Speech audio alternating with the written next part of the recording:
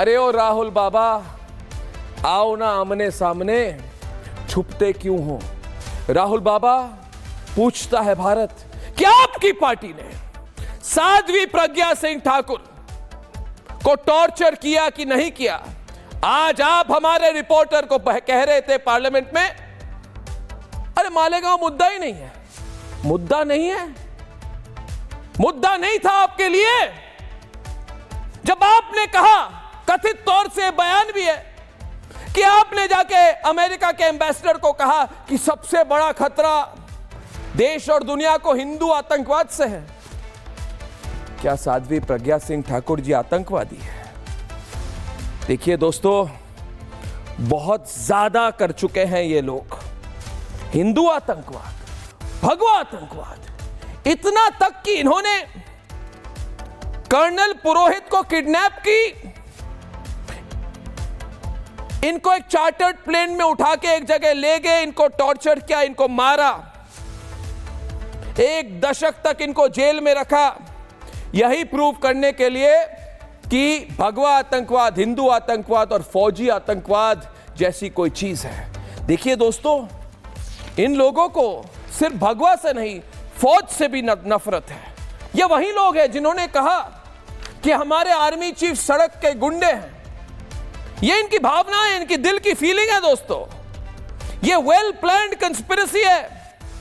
और इसीलिए आज पूछता है भारत में, मैं कह रहा हूं कि 17 लाख बार गालियां हिंदू आतंकवाद, हर बार हिंदू आतंकवादी है, हिंदू भगवा आतंकवाद है, आर्मी चीफ सड़क का गुंडा है, हिंदू आतंकवादी, वेल प्लान्ड इनकी कंस्पिरेसी है।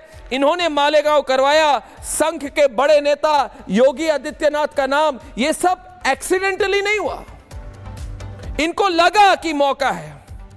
और आज पूछता है भारत में, सिर्फ 3 सवाल है मेरे। पहला सवाल, जिन्होंने साध्वी प्रज्ञा को टॉर्चर किया, और हम सब जानते हैं, वैसे मेरे प्रोग्राम में उन्होंने एक पुलिस अफसर का नाम लिया, क्या एक्शन होगी उस पुलिस अफसर पर? यह सवाल मैं नहीं, मेरे साथ पूछता है सारा भारत। और दूसरा सवाल मेरा यह है कि जिन्होंने यह साजिश रची, आज वो भाग क्यों रहे हैं? और तीसरा सवाल यह है कि चिदंबरम जी, राहुल जी, आप क्या कहेंगे आज? आप क्यों कह रहे हैं आज ये मुद्दा नहीं है? मेरे लिए मुद्दा है, रिपब्लिक भारत के लिए मुद्दा है, अर्नब गोस्वामी के लिए मुद्दा है, देश के हर सनातनी के लिए मुद्दा है। जवाब दीजिए, हमें फेस कीजिए, हम आपको चैलेंज कर रहे हैं। हिम्मत है तो सामने आइए, मेरे स्टूडियो के दरवाजे खुले हैं। राहुल बाबा, आओ डिबेट करो मेरे साथ, है हिम्मत तो करिए आप।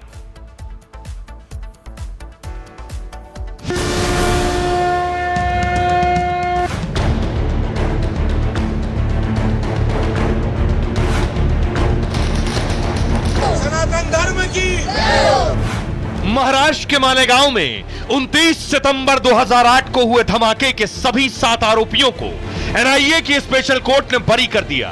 अदालत ने साफ कर दिया कि आरोपियों के खिलाफ कोई पुख्ता सबूत नहीं है। मिलावटी सबूत पेश किए गए, सबूतों के साथ छेड़छाड़ हुई। एटीएस और एनआईए की चार्जशीट में बहुत फर्क था।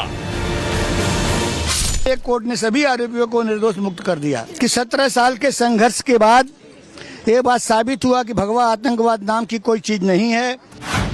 एनआईए की स्पेशल कोर्ट ने न सिर्फ मालेगांव ब्लास्ट के आरोपियों को बाइज्जत बरी किया, बल्कि तत्कालीन यूपीए सरकार के झूठ का पर्दाफाश कर दिया।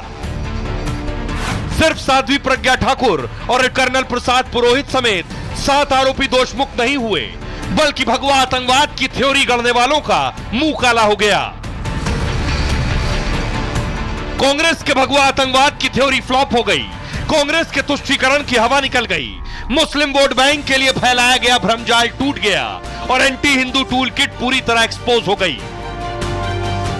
कांग्रेस पार्टी ने एक झूठा षड्यंत्र किया भगवा आतंकवाद का, और इसको बोलना शुरू किया और हर केस पे फंसाने की कोशिश शुरू की। कई जिंदगियां बर्बाद हो गई, यही आरोप लगा के अपोजिशन ने, यही कांग्रेस ने लगा के आज बर्बाद किया। उन सारे परिवारों को शुभकामनाएं, लेकिन आज वो सब रो रहे होंगे।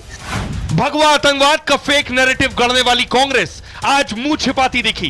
राहुल गांधी ने मालेगांव ब्लास्ट मामले में आए फैसले पर चुप्पी साध ली। Look, please don't, sister, please don't try and digress the issue. वहीं भगवा आतंकवाद की फेक थ्योरी गढ़ने और उसका प्रचार प्रसार करने वाली कांग्रेस आज यू टर्न मारते दिखी। बीजेपी तो ये कहती रही है सर कि हिंदू टेरर का जो शब्द था वो कांग्रेस ने दिया था। बिल्कुल गलत कहते हैं,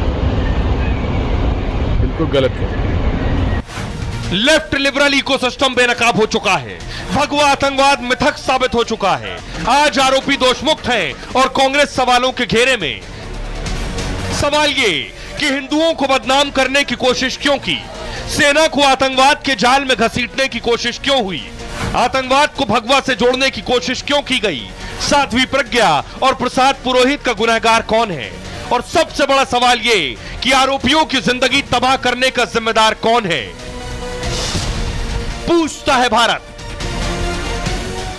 दोस्तों, पूछता है भारत में आज मेरे साथ पहले आज कई हमारे इधर राजनीतिक सितारे हैं।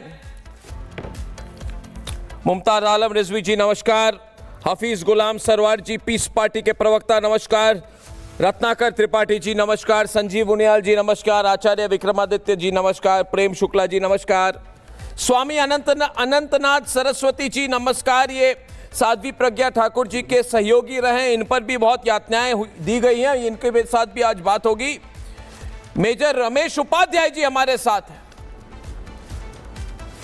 वो आने वाले हैं। ब्रिगेडियर राजकुमार जी हमारे साथ हैं, assistant director general military intelligence थे उस समय जब कर्नल श्रीकांत पुरोहित मिलिट्री इंटेलिजेंस में थे। इनको सब पता है कि कर्नल श्रीकांत पुरोहित देश के लिए क्या करते थे और इसकी सच्चाई क्या है। तो आपके साथ शुरुआत करना चाहूंगा ब्रिगेडियर राजकुमार जी, ये जो झूठा केस था, क्या आपको उम्मीद थी कि ये केस आज खत्म हो जाएगी, ये बरी हो जाएंगे? और इस केस के बारे में कुछ हमारे दर्शकों को बताएं जो इनको अभी तक पता नहीं हुआ होगा। ये केस कैसी हुई, ये साजिश कैसी रची गई, जरा बताइए हमें ब्रिगेडियर साहब।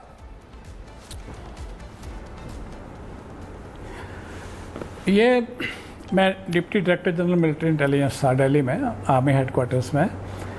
उस टाइम ये केस सामने आया, हमें कहीं से पता चला कि कर्नल पुरोहित कई संगीन मसलों में इन्वॉल्व है, एंटी नेशनल एक्टिविटीज़ में, और उनको उस केस को आप उसको हैंडओवर कर दीजिए पुलिस को, और इन्वेस्टिगेशन हम करेंगे।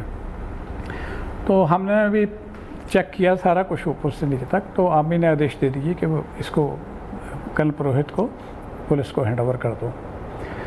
मेरे ही विभाग का था वो, मिलिट्री इंटेलिजेंस का एक अच्छा अधिकारी था, नासिक में पोस्टेड था महाराष्ट्र में, और वहाँ इस कर्नल पुरोहित ने काफ़ी अच्छा काम भी किया है। रादर वहाँ नासिक पुलिस वाले इसको कमिश्नर वगैरह बुलाते थे पुलिस वालों को लेक्चर देने के लिए, इंटेलिजेंस सब्जेक्ट्स के लिए। बड़े नॉलेज वाले अधिकारी थे हमारे।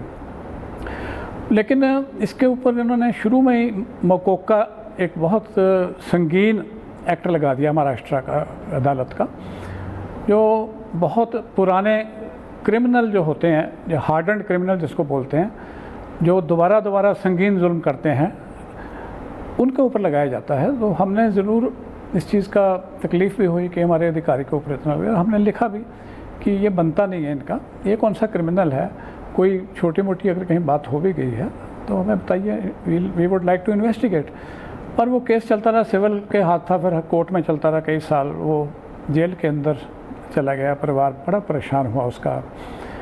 पुरोहित को मैंने भी कई बार मुलाकात करी, उसकी तकलीफ़ बहुत ज़्यादा थी।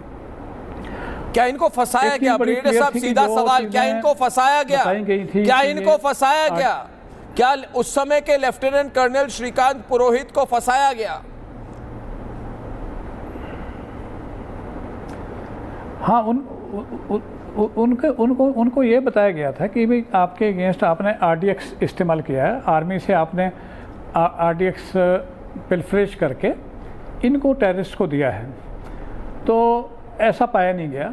हमने जहाँ आरडीएक्स आमतौर पे ज़्यादा इस्तेमाल होता है टेररिस्ट के हाथ से, वो है ज़्यादातर J&K में। तो क्या आपके J&K अपने में हम हाथ लोगों बंधे ने हुए थे ब्रिगेडियर साहब उस समय? चेक करिए क्या आपके हाथ बंधे हुए थे कि सरकार के खिलाफ आप कुछ कह ना पाए?